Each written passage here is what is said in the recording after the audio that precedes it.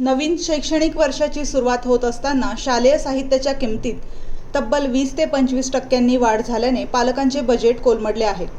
विशेषतः ग्रामीण भागातील शेतकरी कुटुंबांवर या दरवाढीचा मोठा फटका बसला असून वह्या, पुस्तके, दप्तर, गणवेश आणि इतर आवश्यक साहित्य खरेदी करताना त्यांना आर्थिक अडचणींचा सामना करावा लागत आहे.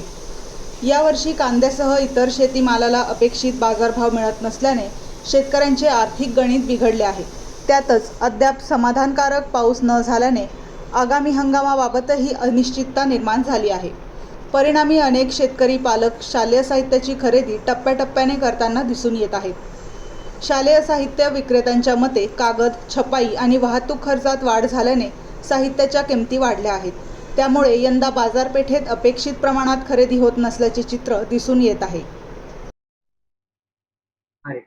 आम्ही श्याम खैरनार गेल्या 25 वर्षापासून या शैक्षणिक साहित्य विक्रेता म्हणून काम करतोय आणि ह्या 25 ते 30 वर्षामध्ये हे पहिलं वर्ष असं आलेलं आहे की एकदम झपाट्याने किमती वाढलेल्या. साधारण आखाती युद्ध सुरू झाल्यापासून म्हणजे फेब्रुवारी मार्च महिन्यापासून साधारणतः 20 ते 25% प्रत्येक स्टेशनरीच्या आणि वह्या पुस्तकांच्या किमती वाढलेल्या आहेत, दप्तरांच्या किमती वाढलेल्या आहेत, पेनच्या किमती वाढलेल्या आहेत, प्लॅस्टिकच्या किमती वाढल्यामुळं बऱ्याच मालाचं शॉर्टेज आहे, माल मिळत नाही आणि जो माल मिळतो तो आम्हाला चढ्या भावाने घ्यावा लागतोय आणि घेतला तर पुढे समोर पण आम्हाला तेवढे पैसे किंमत वाढवावं लागते. परंतु जे पालक येतात ते प्रत्येक पालकांचं म्हणणं असं पडतं की आम्हाला शाळेची फीस वाढलेली, यावर्षी स्कूल बसचे वाढलेले, परत शाळेचे वाढले, पाटी दप्तराच्या सगळ्याच किमती वाढल्या, आम्ही काय करायचं. परंतु त्या गोष्टीला दुकानदारही काहीच करू शकत नाही. किमती तर वाढल्या आहे, पेट्रोल डिझेलच्या किमती वाढल्या आहे, त्याला आमचाही नाविलाज आहे.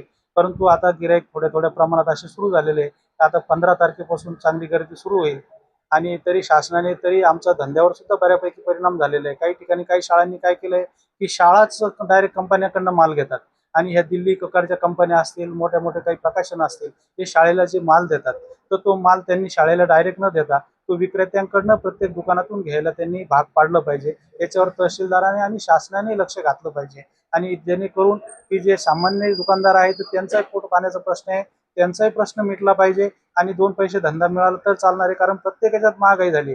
आम्हालाही जेव्हा पोरांचे शिक्षण करायचे तर आम्हालाही तो खर्च आहे, तर आमच्या पाठीमागे संसार आहे. या सगळ्या गोष्टीचा विचार करून शासनाने याच्याकडे लक्ष दिलं पाहिजे. नाही, शालेय साहित्यांच्या ज्या किमती वाढल्या त्याच्यामध्ये तो तर एक पालकांवर बोज आहे, प्लस जो फीचा एक पालकांवरती बोज आहे. या दोन्ही गोष्टींमुळे पालकांचं आणि मुलांचं दोन्ही बाबतीत नुकसान आहे.